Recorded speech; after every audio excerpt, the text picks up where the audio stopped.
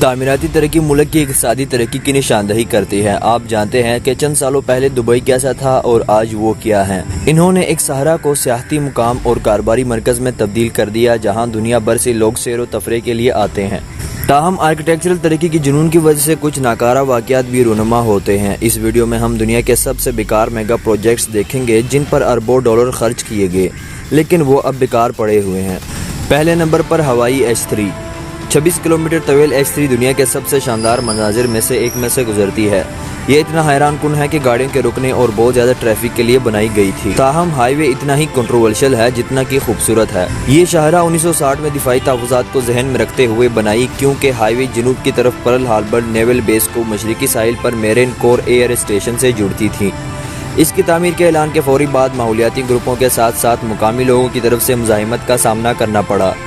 اس وقت کے ماحولیاتی قوانین اور ارد گرد کی وادیوں کے تحفظ کی وجہ سے راستے کی تبدیلی نے منصوبوں کو غیر معینہ مدت تک کے لیے مؤخر کر دیا تھا، جس کے 26 سال بعد اس پر تعمیر کا کام شروع ہوا۔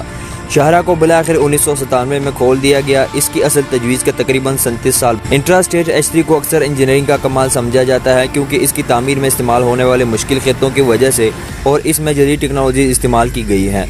متعدد ہائی ٹیک سرنگوں کے علاوہ ہائی وے نیچے کی وادیوں میں مقامی ماحول کی حفاظت کے خاطر خصوصی طور پر نالیوں سے گزرتی ہے۔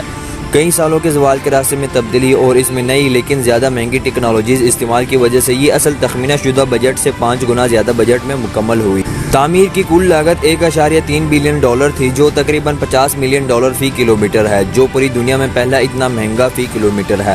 بہت زیادہ بجٹ خرچ کرنے کے باوجود یہ خوبصورت شاہراہ ہر کسی کے لیے مفید نہیں۔ یہ کہیں نہیں جانے والی سڑک ہے کیونکہ یہ صرف 60 کے دہائی کے دفاعی تحفظات کے لیے بنی تھی اور ہائی وے کا ڈاؤن ٹاؤن ہونولو تک کوئی سیدھا راستہ نہیں ہے۔ اس کے بعد ہوائی کے مقامی لوگوں کا معاملہ ہے جن کی اکثریت آج تک H3 استعمال کرنے سے انکاری ہے۔ وہ اسے لعنتی سمجھتے ہیں کیونکہ اس کی تکمیل کے دوران بہت سے مذہبی لحاظ سے اہم ثقافتی مقامات تباہ ہو گئے تھے۔ دوسرے نمبر پر سیوا ڈے ری اور سینٹرل ایئرپورٹ اسپین۔ یہ یورپ میں سفر کے اہم مقامات میں سے ایک ہے۔ اس ایئرپورٹ کا مقصد ایک مرکزی ہوائی اڈا تھا جس پر اسپین کے اندر چھٹیوں کے مسافروں کے ساتھ ساتھ بین الاقوامی زائرین کے لیے منزل پر جانے کے لیے استعمال ہونا تھا۔ اس نئے ہوائی اڈے کا ویژن یہ تھا کہ اسے میڈرڈ کے پہلے سے بھاری بھرکم مرکزی ہوائی اڈے کا متبادل بنایا جائے۔ یہ نیا ہوائی اڈا یورپ کے 5 سب سے طویل ترین رن ویز میں سے ایک تھا اور یہ ایک سال میں 20 لاکھ مسافروں کو سروس دے سکتا ہے۔ تاہم یہ منصوبہ 2012 میں اس وقت رک گیا جب اس منصوبے کے پیچھے والی کمپنی نے دیوالیہ ہونے کا اعلان کیا، جبکہ اسے مرکزی ہوائی اڈا کہا جاتا تھا۔ یہ کسی بھی طرح سے مرکزی نہیں تھا کیونکہ یہ میڈرڈ سے 200 کلومیٹر دور واقع تھا۔ مسافروں کو کہاں اپنا وقت برباد کرنا ہے جبکہ دوسری ایئر لائنز دارالحکومت سے فلائٹ آپریشن کرتے تھے، لہٰذا افتتاح کے پہلے سال کے اندر ہی نئے تعمیر شدہ ہوائی اڈے کو ایک چھوٹی وقت کی ایئر لائن تک محدود کر دیا گیا اور اب یہ پرانے جہازوں کے لیے گراج کے طور پر استعمال ہوتا ہے۔ بلین ڈالر کا میگا پروجیکٹ مسافروں کے لیے مؤثر طور پر بیکار رہتا ہے، اس لیے ہم نے اسے دنیا کے سب سے بیکار میگا پروجیکٹس کے لسٹ میں شامل کیا ہے۔ تیسرے نمبر پر نیپے داؤ میانمار۔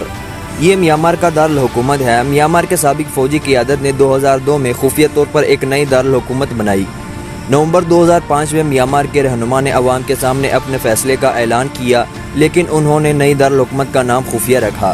یہ 4 مہینے بعد تھا جب اس نے آخرکار نام نیپے داؤ ظاہر کیا جس کا لفظی معنی بادشاہوں کے رہنے والے ہیں۔ اس دارالحکومت کے پاس بظاہر 20 لین والے ہائی وے ہے، 100 سے زیادہ لگژری ہوٹلز جو کہ 3 ہوٹلوں کے اضلاع، گولف کورسز، عجائب گھر بھی موجود ہیں، لیکن ایک مسئلہ یہاں کی کم آبادی ہے۔ یہ نیا دارالحکومت 1 ملین سے بھی کم رہائشوں کا گھر ہے جن میں زیادہ تر وہاں کے مقامی ہیں جو شہر کے دارالحکومت بننے سے پہلے بھی موجود تھے۔ زیادہ تر آبادی شہر کو مستقل گھر بنانے سے گریزاں ہے، لہٰذا یہ شہر اکثر ویران جگہ کی تصویر پیش کرتا ہے اور اسے اکثر ماضی کا شہر بھی کہا جاتا ہے۔ اس کا مستقبل ہو سکتا ہے لیکن آج تک یہ دنیا کے سب سے بیکار میگا پروجیکٹس میں سے ایک ہے۔ چوتھے نمبر پر فارسٹ سٹی ملیشیا۔ یہ مستقبل کا سمارٹ شہر جو 4 مصنوعی جزیروں پر بنے گا اور ایک آرٹیفیشل جنگلاتی ماحولیاتی نظام کے گرد تعمیر کیا جائے گا۔ یہ شہر خصوصی طور پر قابل تجدید توانائی سے چلایا جائے گا اور اسے 2035 تک 100 بلین کی لاگت سے مکمل کیا جائے گا، لیکن بہت سی معاشی اور سیاسی رکاوٹیں پہلے ہی اس کی ترقی میں رکاوٹ ہیں۔ 2019 تک 80% جائیداد کے مالکان چینی تھے، یہاں تک کہ سڑک کے نشانات چائنیز میں تھے اور علاقے میں کھلنے والے چند اسکول چائنیز کورسز پیش کر رہے تھے۔ مقامی ملیشین ان اپارٹمنٹس کو خریدنے کے متحمل نہیں ہو سکتے تھے کیونکہ جائیداد کی قیمتیں صرف چینی مارکیٹوں کو ذہن میں رکھ کر مقرر کی جاتی ہیں۔ چینی سرمایہ کاروں کی اس آمد پر منصوبے کے مخالفین کے ساتھ ساتھ عوام نے شور مچایا اور اسے استعمار کی ایک نئی شکل قرار دیا۔ چنانچہ قیادت کی تبدیلی کے بعد واپس آنے والے وزیر اعظم مہاتیر محمد نے فارسٹ سٹی میں غیر ملکیوں پر جائیداد رکھنے پر پابندی لگا دی، لہٰذا جب چینی سرمایہ کاری بند ہوئی اس وقت سے یہ پروجیکٹ بھاؤ میں ہے۔ کچھ سیز لوگوں کا دعویٰ ہے کہ کرونا وائرس کے وبا کے آغاز کے بعد فارسٹ سٹی میں صرف 10 گھر فروخت کیے گئے تھے۔ فارسٹ سٹی نے گزشتہ ایک سال میں اپنے 1000 سے زیادہ ملیشین ورکرز کو نوکریوں سے فارغ کر دیا، جو اس منصوبے کی قسمت میں محکاوی مندی کا اشارہ دیتا ہے۔ فارسٹ سٹی شاید بہت زیادہ اوور کانفیڈنٹ تھا کہ اس کا آغاز بہت زیادہ فیوچرسٹک کیا جائے گا تو اسے کسی بھی وقت جلد کامیابی حاصل کر لیں گے۔ یہ سمجھنا محفوظ ہے کہ اربوں کی سرمایہ کاری کے باوجود فارسٹ سٹی فی الحال ایک بیکار میگا پروجیکٹ ہے۔ 5ویں نمبر پر یوکا ماؤنٹین۔ ہم اس ویڈیو کو ایک ایسے میگا پروجیکٹ کے ساتھ ختم کریں گے جس کی منصوبہ بندی ایک حساس عالمی مسئلے کے پیش نظر کی گئی تھی۔ منصوبہ یہ تھا کہ ملک بھر سے تمام ایٹمی مواد کو یوکا ماؤنٹین کے نیچے تقریباً 300 میٹر کے فاصلے پر ایک ٹنل کمپلیکس میں جمع کیا جائے۔ کانگریس کے نمائندوں اور عام لوگوں نے پورے ملک میں واحد ایٹمی ڈمپنگ سائٹ ہونے کے اس آئیڈیا کے بھرپور مخالفت کی۔ مزید یہ کہ یوکا ماؤنٹین کے سرکاری ہائیڈرولوجیکل اور جیولوجیکل سروے پر سوالیہ نشان اٹھائے گئے تھے۔ ان کا خیال تھا کہ یہ جگہ ذخیرہ کرنے کے لیے موزوں نہیں ہے کیونکہ یہ قریبی پانی کے آلودہ ہونے کے لیے خطرناک ہے۔ یہ پانی امرگوسا وادی میں بہتا ہے اور اسے مقامی امریکی استعمال کرتے ہیں جو اس علاقے میں صدیوں سے مقیم ہے۔ 2010 میں اوباما انتظامیہ نے منصوبے کو ناقابل عمل سمجھا اور اس کی فنڈنگ روک دی۔ 3 سال بعد ایک وفاقی عدالت نے اسے دوبارہ شروع کرنے کا حکم دیا لیکن اس میں بہت کم پیش رفت ہوئی۔ جب سے بائیڈن انتظامیہ نے واضح طور پر کہا ہے کہ یوکا ماؤنٹین اب ملک کے منصوبوں کا حصہ نہیں ہے۔ دہائیوں کی منصوبہ بندی، قانونی پریشانیوں کے بعد یوکا ماؤنٹین پروجیکٹ میں $17 بلین سے زیادہ نقصان ہوا۔ یہ کبھی استعمال نہیں ہوا اور ایک بیکار میگا پروجیکٹ بنی ہوئی ہے۔